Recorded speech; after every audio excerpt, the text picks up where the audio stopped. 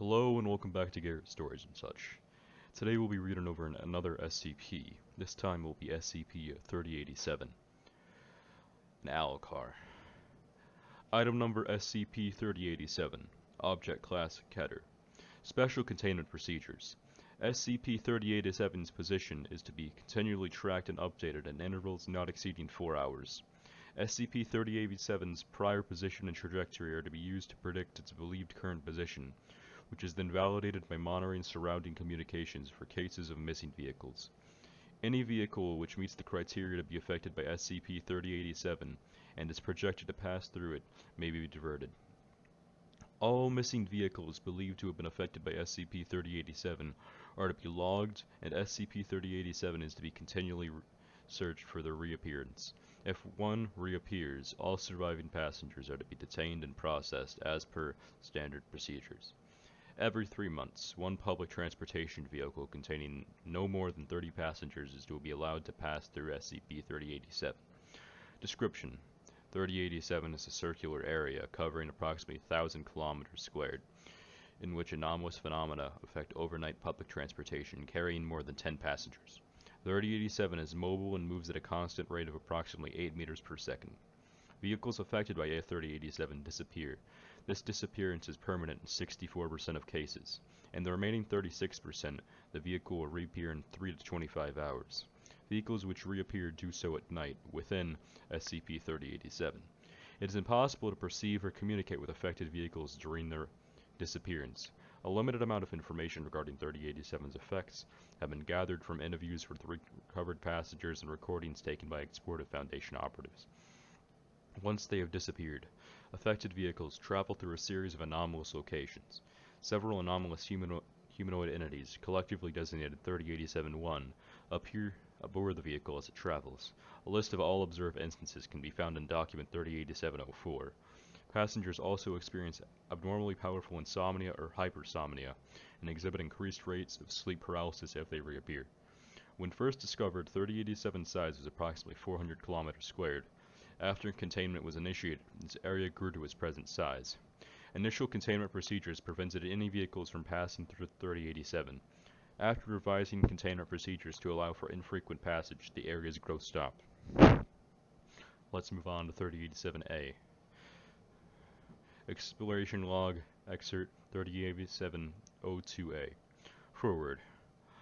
On 2 Mobile Task Force Lambda 5 White Rabbits operatives, codenamed Alpha and Bravo, were dispatched aboard a bus traveling overnight between which was projected to enter 3087. The goals of their entry were to gather information on 3087-1, to explore the locations visited by affected vehicles, and determine if these vehicles could really be reliably recovered. Operatives Alpha and Bravo were equipped with video and audio recording devices. These devices were recovered when Operative Bravo reappeared after 39 hours. The following is a log of the recordings. The recording begins at 0113. There's initially no video. Alpha is speaking into his microphone. Alpha: Contact with Control. Are you getting anything on your ends? Bravo: Nothing. No. Think we're in? Yeah. 3 minutes pass before Alpha begins recording video. The camera is directed outside the bus window. Alpha pans it across, then points it upwards. No light can be seen. Alpha: Most of the passengers are asleep. I count 3 besides us. Still awake. There might be more. 15 minutes later, the bus slows to a halt and the bus doors open. A humanoid entity rides from the driver's seat, while another enters the bus. Both are designated instances of 3087-1A. Each carries a large wooden briefcase and wears a long coat with many pockets. Their faces are indistinct. Bravo: I'm gonna try to get off. Alpha: Are you sure? Bravo: Yeah, let's see where we are. Bravo approaches the bus door. However, when she attempts to exit, an instance of 3087-1A stops her.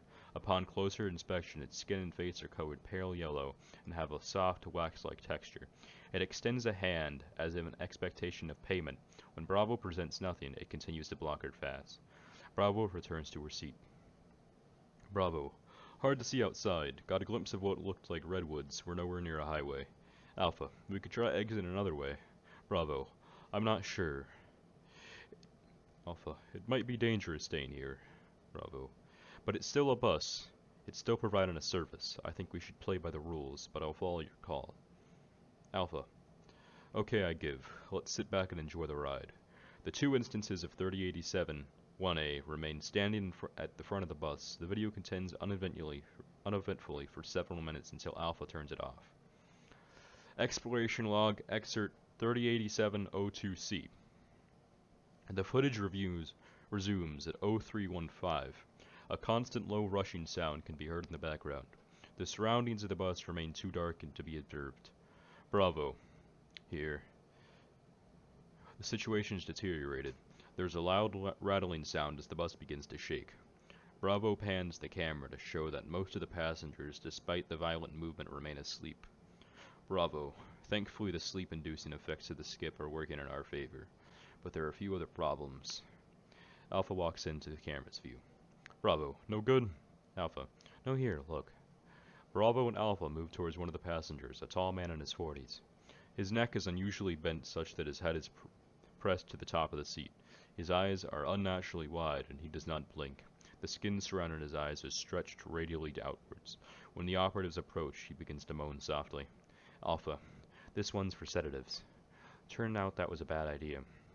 He said he felt like all his blood was rushing to his head, complaining about the sound. Then he got like this. Bravo. No drugs then? Are the others still panicking? Alpha. It's died down. There's a loud creaking sound. Alpha. Another one. Here, get a shot of this. Alpha and Bravo move to the camera so that it is facing a pair of passengers. One is sleeping and the other is awake. Initially, the sleeping passenger's face appears to be distorted. A tear begins to develop down the ventral midline of the passenger's body.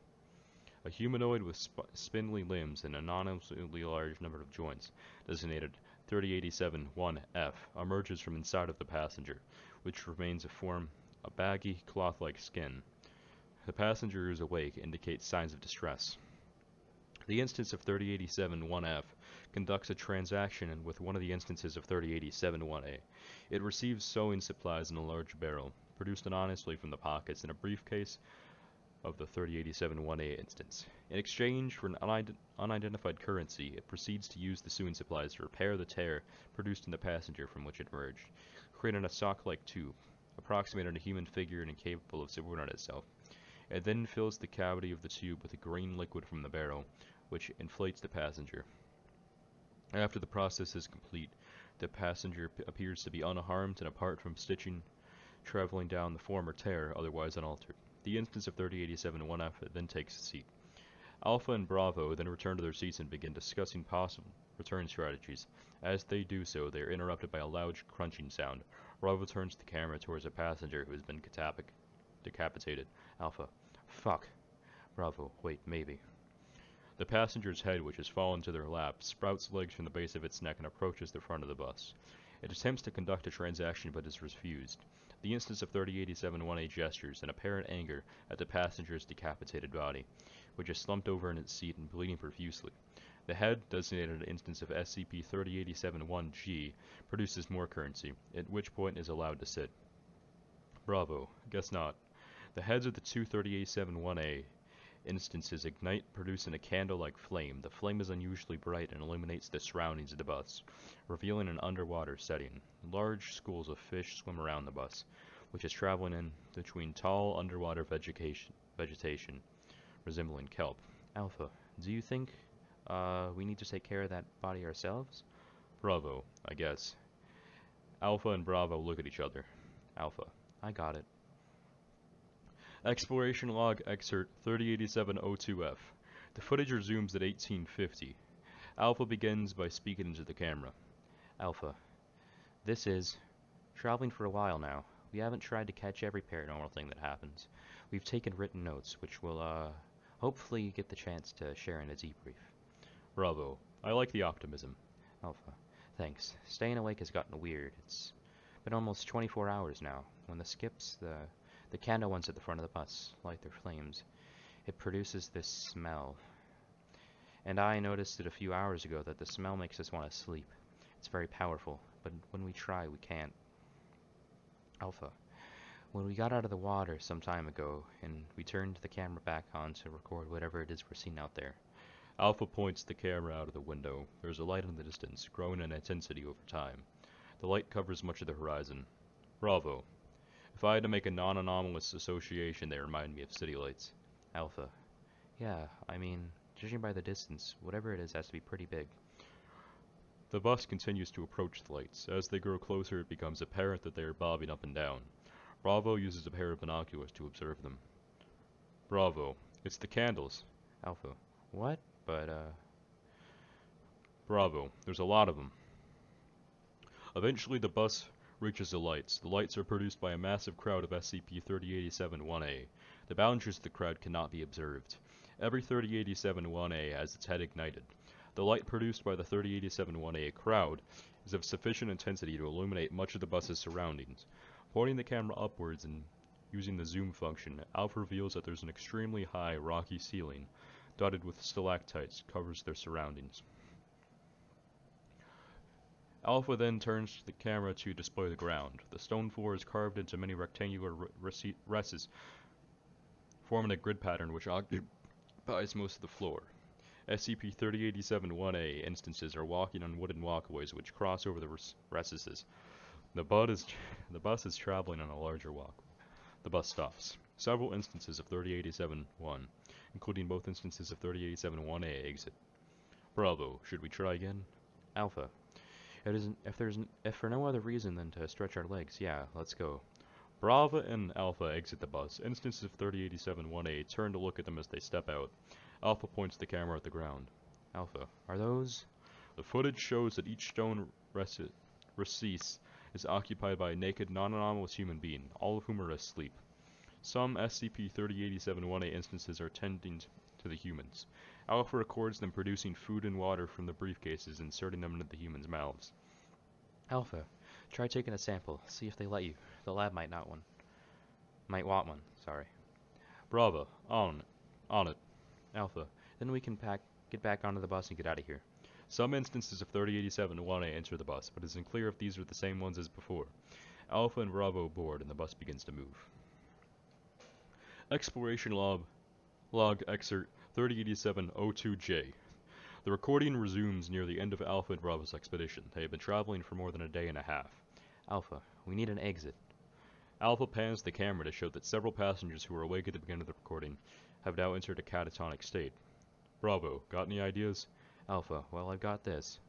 Alpha opens his hands to show a piece of the currency with which instances of 3087-1 conduct transactions. How? Oh, Bravo, how? Alpha, back in the cave when one of the candles wasn't looking, but we don't know what the right way to use is. Bravo, what do you mean? Alpha, it's just one coin. How are we going to get everyone out of here with just one of these? There have been some cases where the bus reappears, right? Why won't this one? Bravo, look outside. See, we're back in the redwood forest. Just like any transit, these lines run in loops. Some stop by our reality, but most, just like this one, don't. Alpha, so the coin? Bravo, we still need to try. Alpha, right.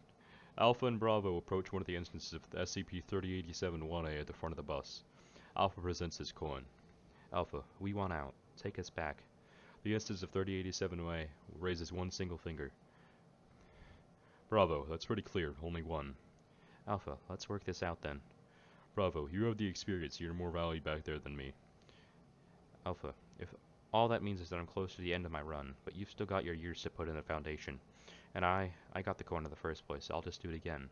Bravo, no, I don't like it. Alpha, I'll make the call even if this entire unit isn't on board. I don't want to. There is silence for approximately 30 seconds.